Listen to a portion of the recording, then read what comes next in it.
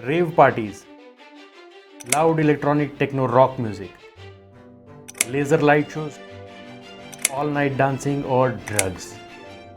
आज बात करेंगे रेव पार्टीज में इस्तेमाल होने वाली drugs, especially date rape drugs के बारे में। आपको बताऊंगा कि क्या है ये ड्रग्स और कैसे कुछ बातों का ध्यान रख के आप सुरक्षित तरीके से एक पार्टी को एंजॉय कर सकते हैं।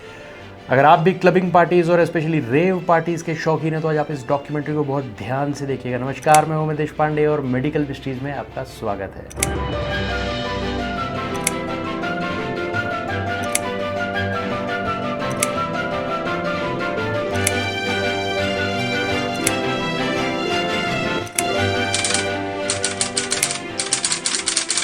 1980s में ग्रेट ब्रिटेन में शुरू हुआ था रेव पार्टीज का कल्चर और आज ये इंडिया में भी काफ़ी कूल स्टफ है। The US National Institute on Drug Abuse की community alert on club drugs के अनुसार जीएचबी, कीटामीन, रॉयफेनॉल, मेथाम्फेटामिन, एलएसडी आती है इस रेव ड्रग्स पार्टी की लिस्ट में। और US Office of National Drug Control Policy की एक लिस्ट पे है GHB, Rohypnol, MDMA, ketamine as rave and party drugs.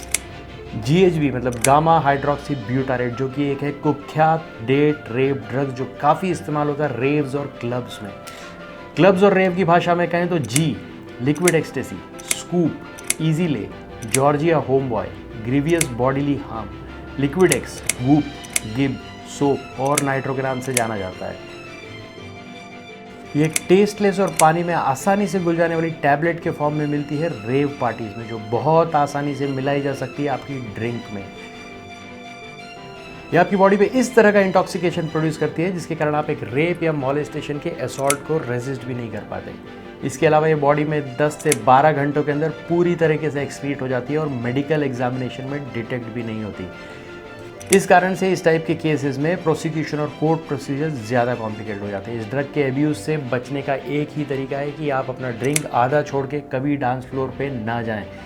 In parties में कभी अपने ड्रिंक को अनअटेंडेड ना छोड़ें। 1874 में अलेक्जेंडर जायद साहब ने पहली बार सिंथेसाइज किया था इस केमिकल को और 1960 में एक फ्रेंच सर्जन हेनरी लेबोरेट ने इसका नार्कोटिक इफेक्ट्स पता लगाए थे। काफ़ी प्रचलित हुई ये ड्रग बॉडी बिल्डर्स में एज ए न्यूट्रिशनल सप्लीमेंट और फिर 1990 में इसे यूएस में बैन कर दिया गया क्योंकि ये सेंट्रल नर्वस सिस्टम और रेस्पिरेटरी सिस्टम को सप्रेस कर दी थी और एक शेड्यूल 1 ड्रग है और 1971 में यूएन कन्वेंशन के हिसाब से शेड्यूल 4 ड्रग है।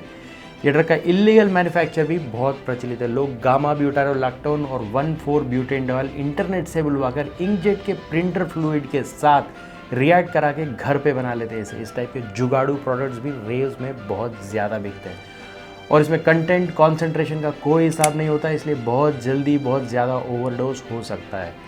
ये आपके ब्रेन के हिपोकैम्पस कॉर्टेक्स से डोपामिनर्जिक एरियाज में पाए जाने वाले गाबा रिसेप्टर्स को इनहिबिट करता है, बिल्कुल अल्कोहल और स्लीपिंग पिल्स की तरह।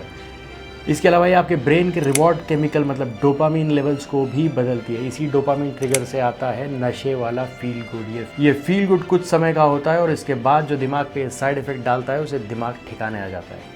इसके अलावा थेरेपेटिक बेनिफिट्स की बात करें तो ये प्रेगनेंसी, एनेस्थीसिया, साइकेट्री, फाइब्रोमाइल्जिया और नार्कोलेप्सी जैसी मेडिकल कंडीशंस को ठीक करने के लिए जीबीपी पे क्लिनिकल ट्रायल्स चल रहे हैं। रूफीज, रॉफीज, रॉश, फॉरगेट मी पिल, सर्कल्स, मैक्सिकन वेलियम, रिब, रोज 2, रूपीज, रोप, रफीज और रोशस के नाम से मिलने वाला ये रेव ड्रग है रॉयफेनॉल। अगेन ये गाबा रिसेप्टर एंटागोनिस्ट है और टेस्टलेस होने के कारण उसे किया जाता है use as a date rape drug.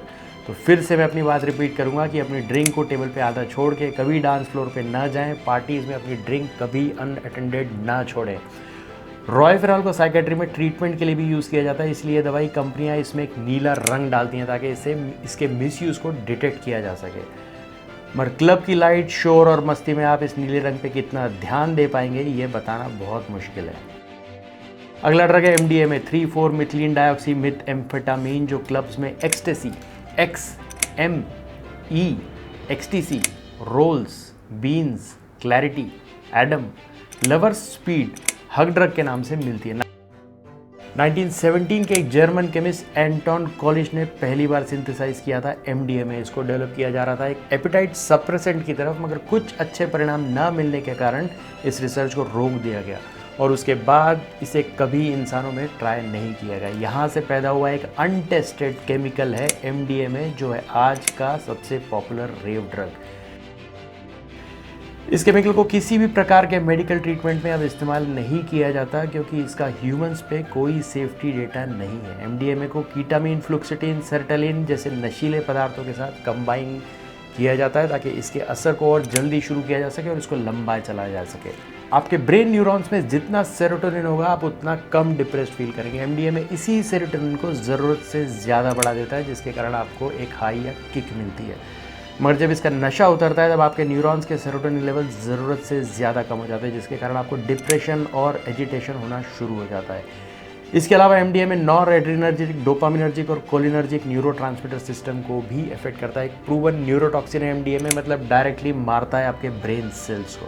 आपके डायूरेटिक हार्मोन को भी इफेक्ट करता है MDMA, इसलिए जब आप एक भीड़ भाड़ वाले क्लब में MDMA लेके डांस कर रहे होते हैं तब आपकी बॉडी अचानक से ओवरहीट हो जाती है, जिसके कारण होने वाला एक्सेसिव वाटर इनटेक और हाइपोनेट्री में जानलेवा हो सकता है। 53 लोग UK में और 27 लोग US में मारे जा चुके हैं इस MDMA के कारण, और स्पेशली लड़कियों में यह साइड इफेक्ट ज़्यादा होता है।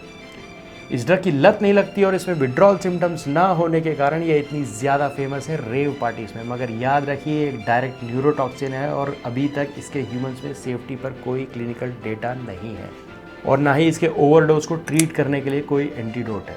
अगला रेव ड्रग है कीटामीन। एक फिनाइल साइक्लिडीन डेरिवेटिव है कीटामीन, जो कि अप्रूव है ह्यूमंस और एनिमल यूज़ में। रेव्स और क्लब्स में इसका नाम है स्पेशल के, विटामिन के, KitKat, Keats, super acid, super के, कैट, विलियम्स और जेट। कीटामीन को मिलाया जाता है मेथेम्फेटामीन, कोकेन और वाइग्रा और हीरोइन में और बनाए जाते हैं ट्रेल मिक्सेस, और इस तरह के ट्रेल मिक्सेस भी बहुत ज़्यादा यूज़ होते हैं रेव्स में।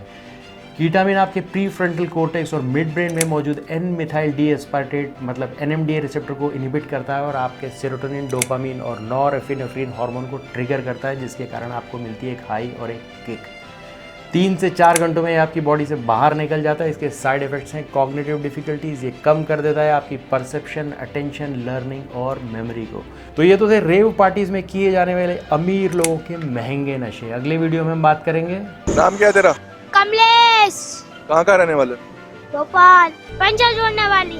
बहुत अच्छा मजा आ जाता है, सो घूमते नशा आता है, नींद अच्छी आती है।